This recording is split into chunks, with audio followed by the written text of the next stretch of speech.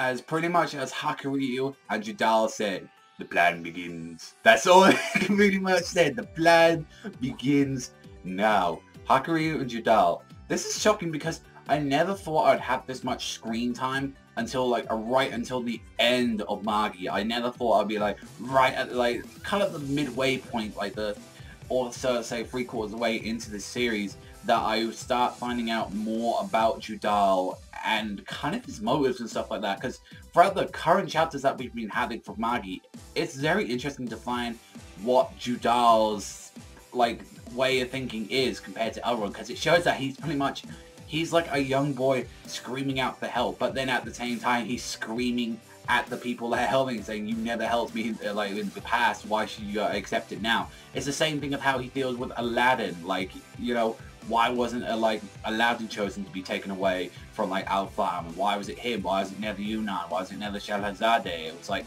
the whole thing. But from what we know thus far this chapter is that Hakuryuu and Judal meet up again after the Belial dungeon, which was strange because like after like all that happened and all that, they're like, oh, we didn't get separated. Because most of the time when you get separated from a dungeon, with the case of Alibaba and Aladdin, they went like hundreds and hundreds of miles of difference like from where they were. Alibaba went pretty much where he originally was, and Aladdin disappeared to like, you know, no man's land. But then Hakuryuu was saying, oh, I could have just easily got you again if I just used, you know, my plans and stuff and found you. Another thing, they need to be careful due to the Al Farman's power, since all of them share information with each other. All the old dudes in Al Farman like always share their information like through Rook and stuff, and actually give it back to Gyokuen, so she knows pretty much what's happening in the outside world. So there are so many spies right now for Al Farman. It's like, even as well, Hakuryuu like even managed to capture 2 of them, and it's like, okay, we got 2 of them like chasing us already, let's go and get them. And one thing is that he even tried to take a base away from Koen to rebel with, and these guys refused to do so, since they're like,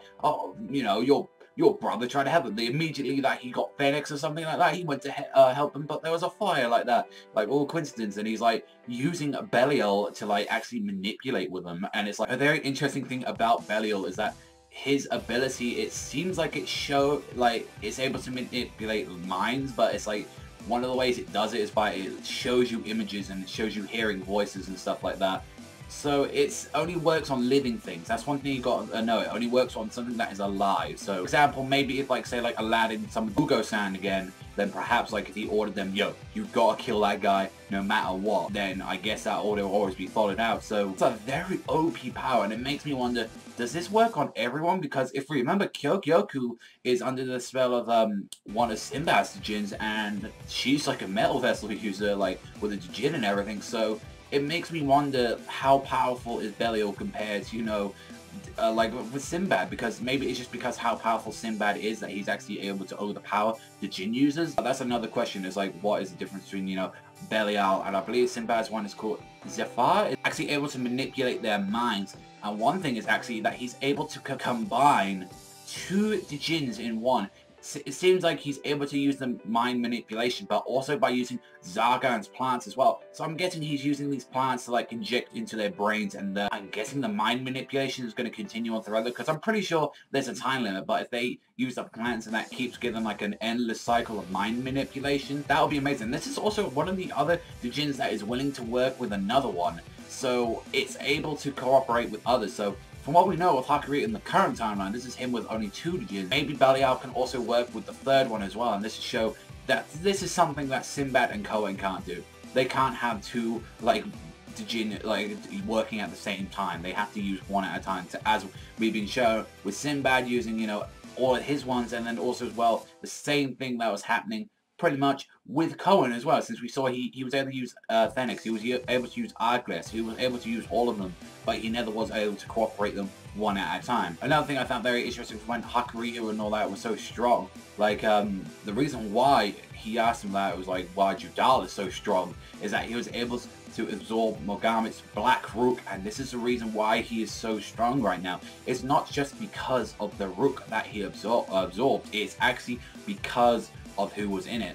Mogami, as we all know, was like one of the most greatest magicians in like the entire Magi series. He was up there to get a Magi level. And think of that, if he was an actual Magi where he was able to keep recuperating like all the Rook and take it away from like everything, would have been probably one of the strongest people we know in the entire series. And that's the truth right there.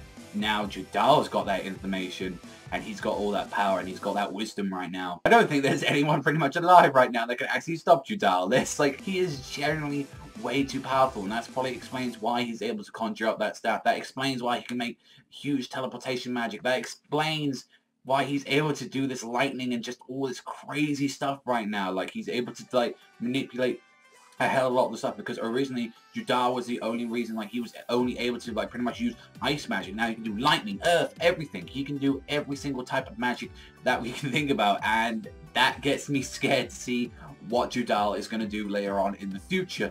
And it also makes me wonder as well, because he was asking, saying, no, Judal, I want you to learn long-range clairvoyance magic, the one that we used in the Magna War, when we saw, you know, Cohen trying to contact with everyone, when he, like, screamed to all his, like, family and all, like, get over here now! And then also as well with Yamarai, with her clairvoyance magic, and it's like, it makes me wonder, why are they using this? But it's like the end of that chapter, it's like, once he's got all those soldiers manipulated and stuff like that, it's like, yeah, the Cohen Empire is gonna go in there and invade the fuck out of them, and it makes me wonder, how are they gonna deal with this? I mean, I know they're strong, but still, there's quite a few warriors there. We never know, there might be the Jin user in there, we never know like that. And it also begs the question as well, how long is this little flashback arc going to go on for? Because that's one thing as well, like, I don't really know so much details about them and all that, but I kind of want to see, like, this fight that went down, if this was true or not, if this was bollocks or not, because they said they did kill Gyokuin, and it's like, maybe, I mean, that's hard to say. Judal is a very strong person. He is a very strong character, but that's the thing, Hakuryuu is not on that level yet. Yeah, he's got he's got Myron, but that wouldn't work on, like, someone like Gyokuin. There's got to be something more up with it. Maybe she didn't expect her, like, followers, the Alpha Armor, to betray her like that with the manipulation, so I have no idea. But other than that, really enjoyable chapter. A lot of dialogue and all that. I kind of want to get back to the main cast already and all that, but yeah, it's definitely interesting me with what's happening so far in this universe right now. So I think I'm going to give this one a 8 out of 10 this week. But let me know what you think in the comment section down below. But that's all from me, so thank you for watching as always, and I'll see you guys next time.